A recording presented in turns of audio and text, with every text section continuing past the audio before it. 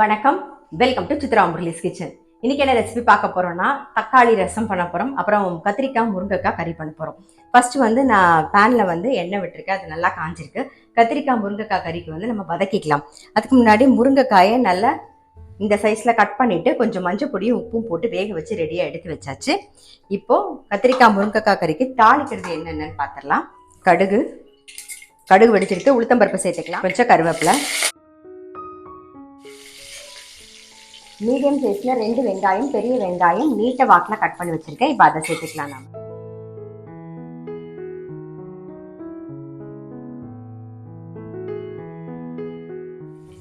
இந்த பக்கம் கத்திரிக்காய் முருங்கைக்காய் கறிக்கு வெங்காயம் வதங்கட்டும். அதுக்குள்ள ரசத்துக்கு ரெடி பண்ணிக்கலாம். ரசத்துக்கு ஒரே ஒரு பச்சை மிளகா, ஒரு தக்காளி, கொஞ்சம் கருவேப்பிலை, கொஞ்சம் கொத்தமல்லி பாருங்க போட்டு ரெடியா எடுத்து வச்சிருக்கேன். இப்போ இது கூடவே உப்பு சேர்த்துக்கலாம். நல்லா கையில கசக்கி விட்டுருவோம்.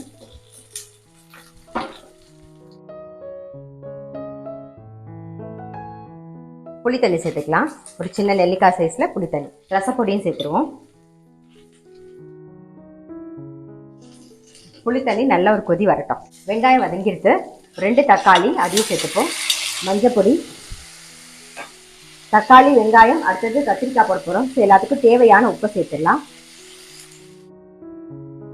கத்திரிக்காய் சேர்த்துடலாம். தக்காளி நல்லா வதங்கிடுது. ஆல்ரெடி நம்ம உப்பெல்லாம் போட்டாச்சு. ஸோ கத்திரிக்காய் மட்டும் வேகட்டும்.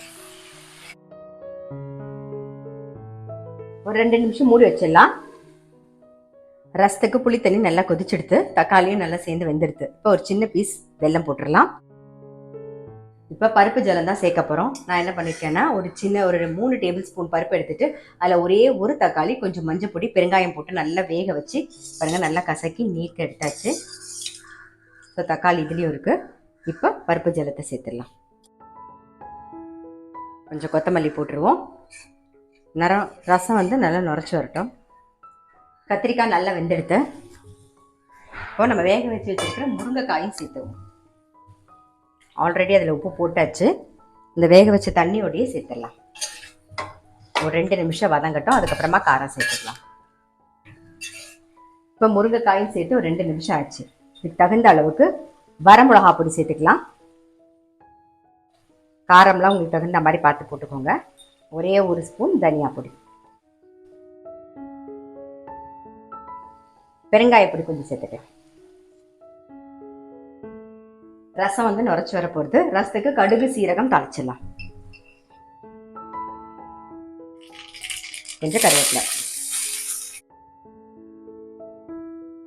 எப்பயும் போல கொஞ்சமா ஒரு சின்ன பிட்டு கடா பெருங்காயம் சேர்த்துக்கலாம். நாம இந்த கடா பெருங்காயம் ஜிபிசி பெருங்காயத்துல இருக்கு. எல்லா வெரைட்டி இருக்கு. பொடி இருக்கு, அப்புறம் கட்டி பெருங்காயம் இருக்கு, கிறிஸ்டல் பெருங்காயம் இருக்கு, எல்லாமே இருக்கு. நான் உங்களுடைய லிங்க் அப்புறம் அட்ரஸ், ஃபோன் நம்பர் நான் டிஸ்கிரிப்ஷன் பாக்ஸ்ல உங்களுக்கு தரேன்.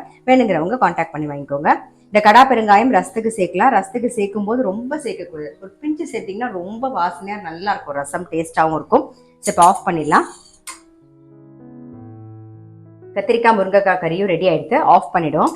இந்த பக்கம் தக்காளி ரசமும் ரெடி ஆயிடுது. இந்த மாதிரி ட்ரை பண்ணலன்னா ட்ரை பண்ணி பாருங்க. தக்காளி ரசம், அது பருப்பு, தக்காளி, மஞ்சள் பொடி, பெருங்காயம் போட்டு வேக வச்சு ரெடியா வச்சு கசக்கி ரெடியா எடுத்து வச்சுக்கோங்க அந்த பருப்பு ஜலத்தை. அதுக்கப்புறமா ஒரே ஒரு பச்சை மிளகா, ஒரே ஒரு தக்காளி, கொஞ்சம் கருவேப்பிலை, கொத்தமல்லி, கொஞ்சம் உப்பையும் சேர்த்து நல்லா கையில கசக்கிட்டு கொஞ்சம் தண்ணி விட்டுட்டு புளி தண்ணியும் சேர்த்துட்டு ரசப்பொடியும் போட்டு ஒரு கொதி விட்டுருங்க. அதுக்கப்புறம் இந்த பருப்பு ஜலத்தையும் போட்டு தாளிச்சு கொடுத்தீங்கன்னா ரசம் வேற டேஸ்ட்ல டெஃபினட்டா நல்லா இருக்கும். கண்டிப்பா ட்ரை பண்ணி பாருங்க. இந்த மாதிரி ட்ரை பண்ணலன்னா ட்ரை பண்ணி பாருங்க. கத்திரிக்காய் முருங்கைக்காய் ஆஸ் யூஷுவல் எல்லாரும் பண்றது தான், நீங்க எல்லாருமே பண்றது தான். அதுவும் ட்ரை பண்ணி பாருங்க.